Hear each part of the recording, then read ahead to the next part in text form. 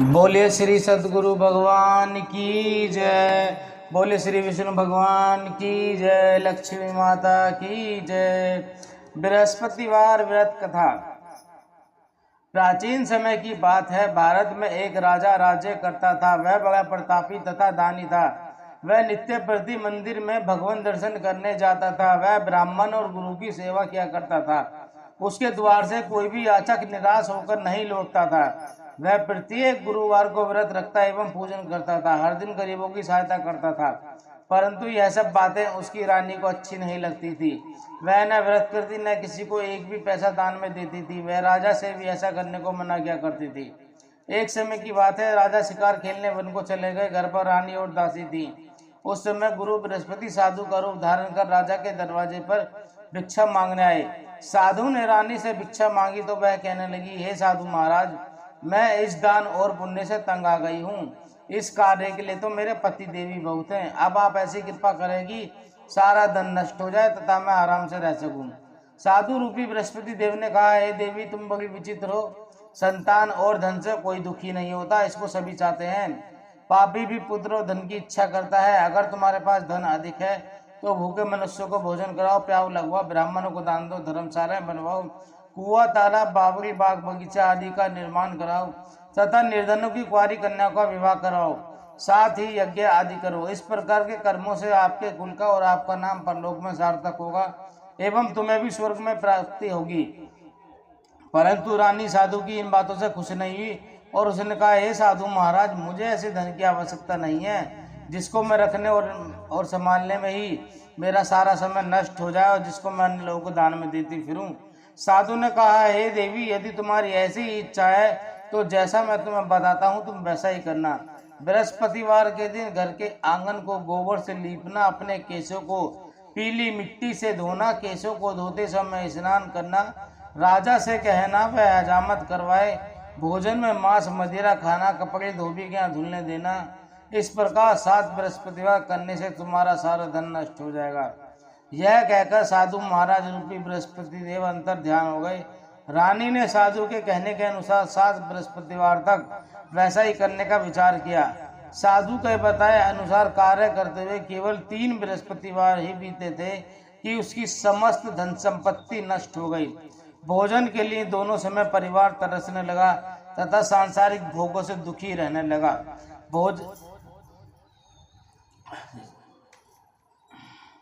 तब राजा रानी से कहने लगा कि हे रानी, तुम यहाँ पर रहो, मैं दूसरे देश को जाता हूँ, क्योंकि यहाँ पर सभी मनुष्य मुझे जानते हैं, इसलिए मैं यहाँ पर कोई काम नहीं कर सकता। मैं अब परदेश जा रहा हूँ, वहाँ कोई काम धंधा करूँगा, शायद हमारे भाग्य बदल जाएं।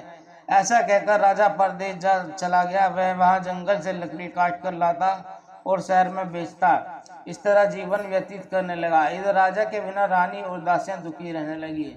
किसी दिन भोजन मिलता और किसी दिन जल पीकर ही रह जाती। एक समय रानी और दासियों को 7 दिन बिना भोजन के व्यतीत करने पड़े। तो रानी ने अपनी दासी से कहा, हे दासी, यहाँ पासी के नगर में मेरी बहन रहती है, वह बड़ी धनवान है, तू उसके पास जा और वहां से 5 सेर बेजर मांग लिया, जिससे कुछ समय के लिए गुजारा हो जाएगा। दासी रानी की बहन के पास गई। रानी की बहन उस समय पूजा कर रही थी और बृहस्पतिवार का दिन था। दासी ने रानी की बहन से कहा, हे रानी, मुझे आपकी बहन ने भेजा है, मुझे 5 सेर बेजर दे दो। दासी ने यह बात अनेक बार कही, परंतु रानी की बहन ने कोई उत्तर नहीं दिया, क्योंकि वह उस समय बृहस्पतिवार की कथा सुन रही थी। जब दासी को रानी की बहन से कोई उत्तर नहीं मिला तो वह बहुत दुखी हुई और उसे क्रोध भी आया। वह लौटकर रानी से बोली, हे रानी, आपकी बहन तो बहुत ही घमंडी है, वह छोटे लोगों से बात भी नहीं करती। मैंने उससे कहा तो उसने कोई उत्तर नहीं दिया, मैं वापस चली आई। रानी बोली, हे दासी, इसमें उसका कोई दोष नहीं है। जब बुरे दिन आते हैं तब कोई सहारा नहीं देता, अच्छे बुरे का पता विपत्ति में ही लगता है। जो ईश्वर की इच्छा होगी वही होगा, ये सब हमारे भाग्य का दोष है। उधर रानी की बहन ने सोचा कि मेरी बहन की दासी आई थी, परंतु मैं उससे कुछ नहीं बोली, इससे वह बहुत दुखी हुई होगी। अतः कथा सुनो और विष्णु भगवान का पूजन समाप्त कर वह अपनी बहन के घर आई और कहने लगी, हे बहन, मैं बृहस्पतिवार की कथा सुन रही थी, तुम्हारी दासी हमारे घर गई थी, परंतु जब तक कथा होती है तब तक हम लोग ना उठते हैं ना बोलते हैं। इसलिए मैं नहीं बोली। कहो दासी क्यों गई थी? रानी बोली, बहन हमारे घर अनाज नहीं था, वैसे तुमसे कोई बात छिपी नहीं है, इस कारण मैंने दासी को तुम्हारे पास 5 सेर भेजे लेने के लिए भेजा था। रानी की बहन बोली, बहन देखो, बृहस्पति भगवान सबकी मनोकामना पूरी करते हैं, शायद तुम्हारे घर में ही अनाज रखा हो। यह सुनकर दासी घर के अंदर गई तो वहां उसे एक घड़ा बेजर का भरा हुआ मिल गया। उसे बड़ी हैरानी हुई, क्योंकि उसने एक एक बर्तन देख लिया था। उसने बाहर आकर रानी को बताया। दासी अपनी रानी से कहने लगी, हे रानी देखो, वैसे हमको जब अन्न नहीं मिलता तो हम रोज ही व्रत करते हैं, अगर इनसे व्रत की विधि और कथा पूछ ली जाए तो हम भी कर लिया करेंगे। दासी के कहने पर रानी ने अपनी बहन से बृहस्पतिवार व्रत के बारे में पूछा। उसकी बहन ने बताया, हे रानी बहन, बृहस्पतिवार को सूर्योदय से पूर्व उठकर स्नान करके बृहस्पतिवार का व्रत करना चाहिए, लेकिन उस दिन सिर नहीं धोना चाहिए। बृहस्पतिवार के व्रत में चने की दाल और मुनक्कों से भगवान विष्णु का केले के वृक्ष की जगह में पूजन करें तथा दीपक जलावें। उस दिन एक ही समय भोजन करें, भोजन पीले खाद्य पदार्थ का करें तथा कथा सुने। इस प्रकार करने से गुरु भगवान प्रसन्न होते हैं, अन्न पुत्र धन देते हैं। इस तरह व्रत और पूजन की विधि बताकर रानी की बहन अपने घर लौट गई। रानी और दासी दोनों ने निश्चय किया कि वे बृहस्पति भगवान का पूजन जरूर करेंगी। 7 दिन बाद जब बृहस्पतिवार आया तो उन्होंने व्रत रखा। गौशाल में जाकर चना और गुड़ बीन लाई तथा उसकी दाल से केले की वृक्ष की जगह में भगवान विष्णु का पूजन किया। अब पीला भोजन कहाँ से आए? दोनों बड़ी दुखी हुई, परंतु उन्होंने व्रत किया था, इस कारण भगवान बृहस्पति देव उन पर प्रसन्न थे।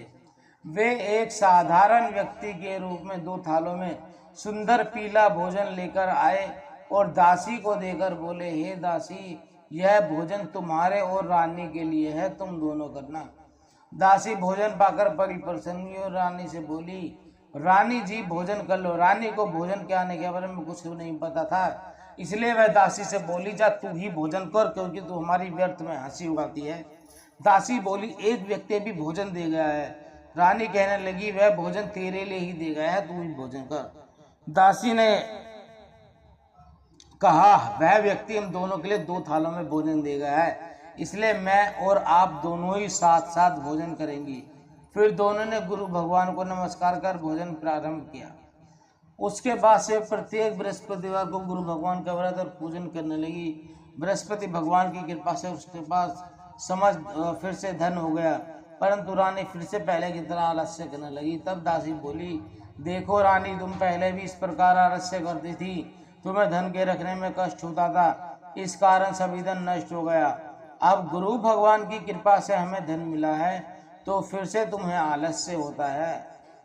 बड़ी मुसीबतों के बाद हमने यह धन पाया है, इसलिए हमें दान पुण्य करना चाहिए। तुम भूखे मनुष्य को भोजन कराओ, प्याऊ लगवाओ, ब्राह्मणों को दान दो, कुआं तालाब बावड़ी आदि का निर्माण कराओ, मंदिर पाठशालाएं बनवा कर दान दो, कुंवारी कन्याओं का विवाह कराओ, धन को शुभ कार्यों में खर्च करो, जिससे तुम्हारे कुल का यश बढ़े तथा स्वर्ग प्राप्त हो, पितृ प्रसन्न हो।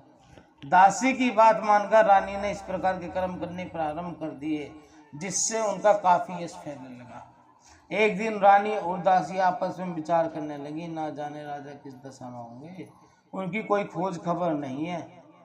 गुरु भगवान से उन्होंने प्रार्थना की और भगवान ने रात्रि में राजा को स्वप्न में कहा, हे राजा उठ, तेरी रानी तुझको याद करती है, अब अपने देश को लौट जा। राजा प्रातःकाल उठकर जंगल से लकड़ी काटकर लाने के लिए जंगल की ओर चल पड़ा। जंगल से गुजरते हुए वह सोचने लगा, रानी की एक गलती से उसे कितने दुख भोगने पड़े। राजपाट छोड़कर उसे जंगल में आकर रहना पड़ा। जंगल से लकड़ी काटकर उन्हें बेचकर गुजारा करना पड़ा। उसी समय उस जंगल में बृहस्पति देव एक साधु का रूप धारण कर आए और राजा के पास आकर बोले, हे लकड़हारे, तुम किस चिंता में बैठे हो, मुझे बतलाओ। यह सुन राजा के नेत्रों में जल भर आया और साधु की वंदना कर बोला, हे प्रभु, आप सब कुछ जानने वाले हैं। इतना कहकर राजा ने साधु को अपनी संपूर्ण कहानी सुना दी। महात्मा तो स्वभाव से ही दयालु होते हैं। वे राजा से बोले, हे राजा, तुम्हारी पत्नी ने बृहस्पति देव के प्रति अपराध किया था, जिसके कारण तुम्हारी यह दशा हुई। अब तुम किसी प्रकार की चिंता मत करो, भगवान तुम्हें पहले से अधिक धन देंगे। देखो तुम्हारी पत्नी ने बृहस्पतिवार का व्रत करना प्रारंभ कर दिया है। अब तुम भी बृहस्पतिवार का व्रत करके चने की दाल व गुड़ और जल को लोटे में डालकर केले के पत्ते से भगवान विष्णु का पूजन करो। फिर कथा कहो या सुनो, भगवान तुम्हारी सब मनोकामना को पूर्ण करेंगे। साधु को प्रसन्न देखकर राजा बोला, हे प्रभु, मुझे लकड़ी बेचकर इतना भी पैसा नहीं बचता जिससे मैं भोजन करने के उपरांत कुछ बचा सकूं। फिर मैं बृहस्पतिवार की कौन सी कथा कहूं या सुनूं, मुझको तो कुछ ही मालूम नहीं है। साधु ने कहा, हे राजा, तुम किसी प्रकार की चिंता मत करो। बृहस्पतिवार के दिन तुम रोज की तरह लकड़ी लेकर शहर में जाओ, तुम्हें रोज से 2 गुना धन प्राप्त होगा, जिससे तुम भली भांति भोजन कर लोगे तथा बृहस्पति देव की पूजा का सामान भी आ जाएगा। और बृहस्पति देव की कथा इस प्रकार है। प्राचीन काल में बहुत ही निर्धन ब्राह्मण था, उसके कोई संतान नहीं थी। वह नित्य पूजा पाठ करता, परंतु उसकी स्त्री बहुत ही मलिनता के साथ रहती थी। वह न स्नान करती, न किसी देवता का पूजन करती थी। प्रातःकाल उठते ही सर्वप्रथम भोजन करती, बाद में कोई अन्य कार्य करती थी। ब्राह्मण देवता अपनी पत्नी से बहुत दुखी रहते थे। पत्नी को बहुत समझाते, किंतु उसका कोई परिणाम न निकलता। भगवान की अनुकंपा से एक समय ब्राह्मण की पत्नी गर्भवती हुई और 10वें महीने एक सुंदर कन्या को जन्म दिया। निर्धन ब्राह्मण कन्या के जन्म से बहुत दुखी हुआ। धीरे धीरे ब्राह्मण की कन्या बड़ी होने लगी, लेकिन बचपन से ही उस कन्या की रुचि भगवान विष्णु की पूजा में थी। वह प्रातःकाल उठते स्नान आदि करके भगवान विष्णु की पूजा करने मंदिर में जाती थी। बृहस्पतिवार को व्रत करके विधिवत पूजा पाठ किया करती थी। पूजा पाठ के बाद वह पढ़ने के लिए पाठशाला जाती। घर से चलते हुए वह मुट्ठी भर जो साथ लेकर जाती और पाठशाला के रास्ते में थोड़े थोड़े जो गिराती जाती थी।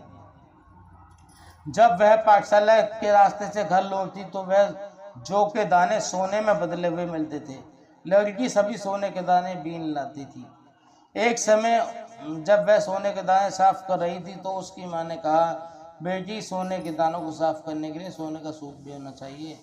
अगले दिन बृहस्पतिवार था। उसने भगवान बृहस्पति देव की पूजा करते हुए प्रार्थना की, हे भगवान, यदि मैंने आपका व्रत विधिवत किया हो तो मुझे सोने का सूप दे दो।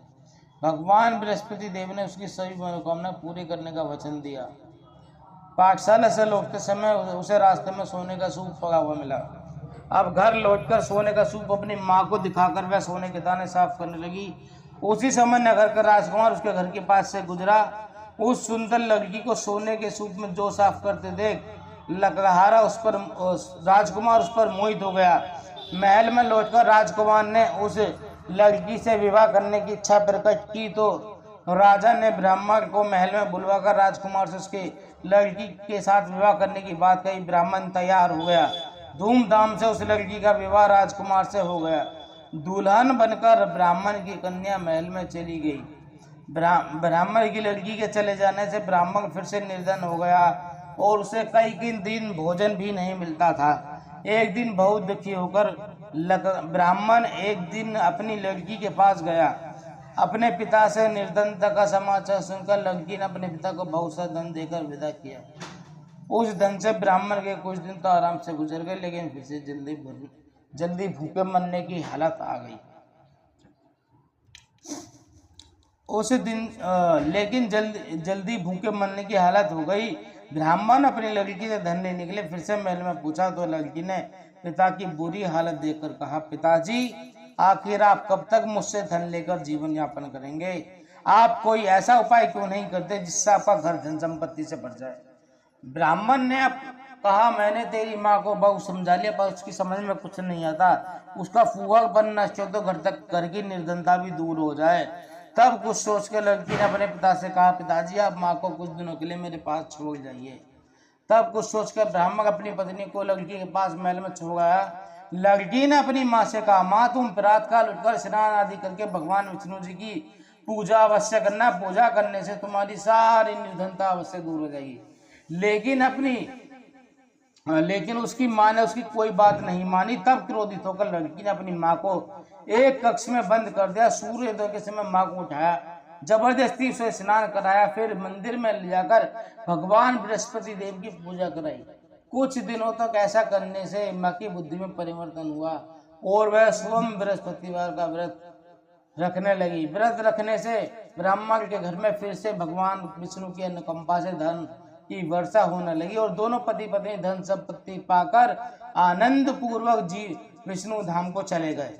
लकड़हारा बने राजा ने उन साधु से भगवान विष्णु की यह कथा सुनकर बृहस्पतिवार का व्रत करके भगवान से विष्णु की पूजा की। उस दिन से उसके सभी कलेश दूर हो गए, लेकिन अगले बृहस्पतिवार को काम काज में अधिक व्यस्त रहने के कारण उसे भगवान ने लेकिन कामकाज में अधिक व्यस्त रहने के कारण उसने भगवान विष्णु का व्रत नहीं किया।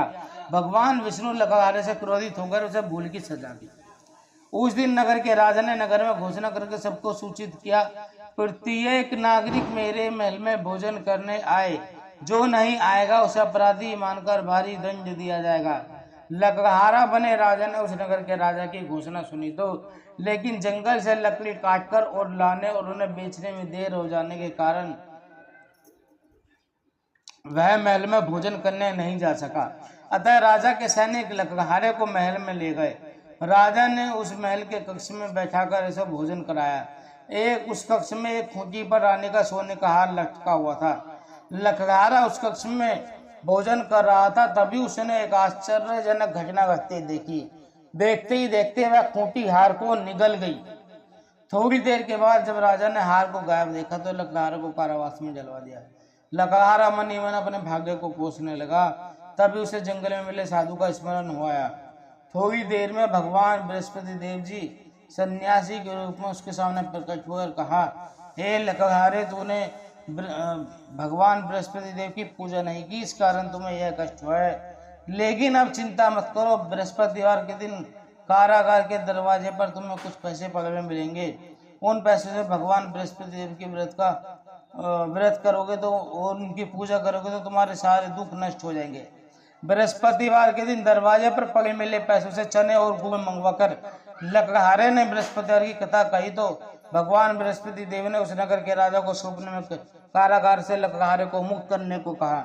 सुबह राजा ने अपने कक्ष में आकर देखा तो खूंटी पर रानी का हार टंगा हुआ था। राजा ने लकड़हारे को मुक्त कर दिया और उसे धन और आभूषण देकर विदा किया।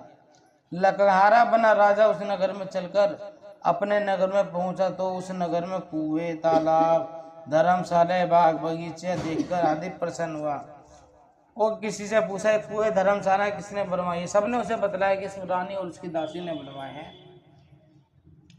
राजा महल में पहुंचा तो रानी ने उसका भव्य स्वागत किया। तब राजा ने निश्चय किया कि सप्ताह में एक बार तो सभी बृहस्पति देव की व्रत तथा पूजन करते हैं, परंतु मैं प्रतिदिन व्रत क्या करूंगा तथा दिन में 3 बार कथा कहा करूंगा। अब राजा हर समय दुशाले में चने की दाल बांधे रहता था। दिन में 3 बार कहानी कहा करता था। कुछ दिनों के बाद राजा को अपनी बहन की याद आई और एक दिन घोड़े पर सवार होकर राजा अपनी बहन से मिलने चल दिया। अभी राजा नगर के बाहर पहुंचा था कि उसने कुछ लोगों सबको ले जाते हुए देखा। राजा को स्मरण हो आया कि आज उसने किसी को बृहस्पतिवार की कथा नहीं सुनाई है। राजा ने उन लोगों को रोककर कहा, भाइयों, आप सबको ले जाने से पहले मुझसे बृहस्पतिवार की कथा सुन लें। लोगों ने राजा पर क्रोधित होते हुए कहा, तुम पागल तो नहीं हो? लेकिन कुछ बड़े बुरे लोगों ने कहा, अच्छा भाई, तुम साथ में चलते चलते अपनी कथा भी सुना दो। राजा के कथा आदि सुनाई थी कि सब हिलने लगा। राजा के पूरी कथा सुनाते ही सब उठकर बैठ गया। लोगों ने हैरानी से दांतों तले उंगली दबाई और अगले बृहस्पतिवार से भगवान विष्णु का पूजन करने तथा कथा सुनने का निश्चय किया। अब घोड़े पर सवार राजा चलते हुए किसान के पास जाकर महल में पहुंचा। किसान अपने खेत में हल चला रहा था। किसान ने कहा, अरे भाई, मुझसे बृहस्पतिवार की कथा सुन लो। किसान झुंझलाकर बोला, अरे भाई, देख नहीं रहे, जितनी देर तक तुम्हारी कथा सुनूंगा उतनी देर में पूरे खेत में हल चला दूंगा। राजा निराश होकर चलने लगा। तभी किसान के बैल लड़खड़ाकर जमीन पर जा गिरा। उसके पेट में भी जोरों का दर्द होने लगा। उस किसान की पत्नी जब खाना लेकर आई तो उसने किसान के इस हाल के बारे में पूछा। किसान ने घोड़सवार की पूरी कहानी सुनाई। किसान की पत्नी दौड़ती हुई राजा के पास पहुंचकर बोली, हाथ जोड़कर बोली, भैया, मैं तुम्हारी कथा सुनने को तैयार हूँ। राजा ने उसके साथ खेत पर पहुंचकर बृहस्पतिवार की कथा सुनाई। तभी बैल उठकर खड़े होकर किसान के पेट का दर्द भी तुरंत ठीक हो गया। राजा अपनी बहन के घर पहुंचा तो उसकी बहुत आप भगत हुई। अब अगले दिन सुबह उठकर राजा ने देखा कि घर के सभी लोग भोजन कर रहे हैं, परंतु किसी भूखे को भोजन बृहस्पति की कथा सुनाए बिना राजा भोजन नहीं किया करता था। उसने बहन से कहा, बहन क्या घर में कोई ऐसा व्यक्ति है जिसने अभी तक भोजन न किया हो? बहन बोली, भैया हमारे घर में तो कहा आपके पूरे नगर में कोई ऐसा व्यक्ति नहीं मिलेगा जिसने सुबह सुबह भोजन किया हो। तब राजा ने बहन के घर से निकलकर उस नगर में मिले बिना भोजन किए व्यक्ति की तलाश की। एक गजरे के घर में उसका बेटा बीमार होने के कारण भूखा रह गया था। राजा ने उसको जाकर बृहस्पतिवार की कथा सुनाई। तब सुनते सुनते कथा गजरे का बीमार बेटा बिल्कुल ठीक हो गया और सबने राजा की बहुत प्रशंसा की। एक दिन राजा ने अपनी बहन से कहा, बहन अब हम अपने घर को जाना चाहते हैं, तुम हमारे साथ चलो, कुछ दिन वहां रहकर लौट जाना। राजा की बहन ने कोई अपनी सास से पूछा तो सास ने ताना देते हुए कहा, बहू माई के जाना तो अकेले जाना, मेरे पोतों को ना ले जाना। तुम्हारे भाई के कोई संतान नहीं है, कहीं तुम्हारी भाभी मेरे पोतों पर कोई जादू टोना ना कर दे। दूसरे कक्ष में बहन की सास की बातें सुनकर राजा दुखी मन से अकेला ही अपने नगर को लौट गया। रानी ने राजा से कहा, आप तो अपनी बहन को साथ लाने की बात क्या कर गए थे, फिर क्यों नहीं लाए? तब राजा ने दुखी होते कहा, रानी हम नहीं संतान है, इसलिए हमारे घर आना कोई पसंद नहीं करता। रानी ने राजा को समझाया, हे प्राणनाथ, हमें भगवान बृहस्पति देव ने सब कुछ दिया है, वे हमें संतान भी अवश्य देंगे। बृहस्पतिवार को विधिवत व्रत करते हुए राजा रानी ने भगवान विष्णु से संतान के लिए प्रार्थना की। कुछ दिनों के बाद ही भगवान ने स्वप्न में दर्शन देते हुए कहा, हे राजन, तेरी मनोकामना अवश्य पूरी होगी। एक सप्ताह बाद ही रानी गर्भवती हो गई और 10 महीने एक सुंदर पुत्र को जन्म दिया। राजा रानी जीवन पर्यंत बृहस्पतिवार का व्रत करते रहे। उनके घर में धन की वर्षा होती रही। इस तरह आनंद पूर्वक जीवन यापन करते हुए राजा रानी भगवान बृहस्पति देव की अनुकंपा से मोक्ष को प्राप्त हुए और सीधे बैकुंठ धाम पहुंच गए। भगवान बृहस्पतिवार को विधि व्रत करके जो स्त्री पुरुष भगवान विष्णु की पूजा करते हैं उनकी सभी मनोकामना पूरी होती है। बोले श्री विष्णु भगवान की जय।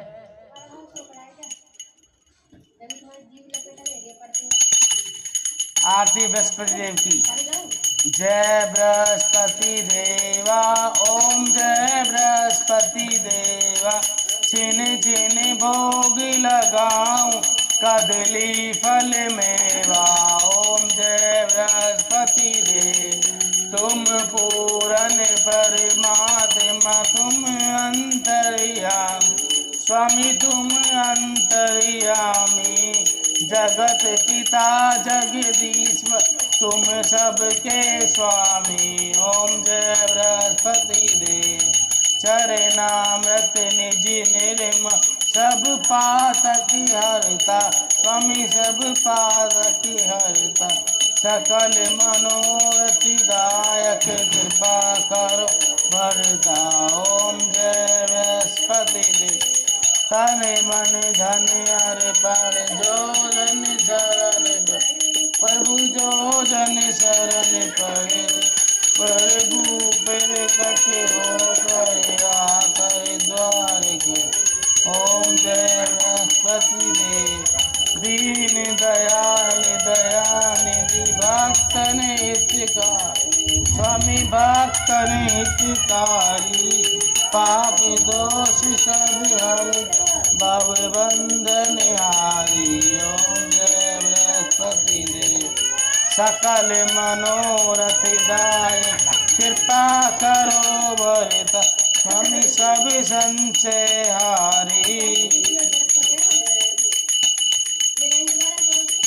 पाप दोष सब हरता, भव बंधन हारी। ओम जय बृहस्पति, सकल मनोरथ दाय, सब संशय हारी, स्वामी सब संशय हारी, विषय विकार मिटा, संतन सुखकारी। ओम जय बृहस्पति देव, जो कोई आरती तेरी प्रेम सहित गावे, स्वामी प्रेम सहित गावे, ज्येष्ठानंद आनंद नंद सो निश्चय पावे।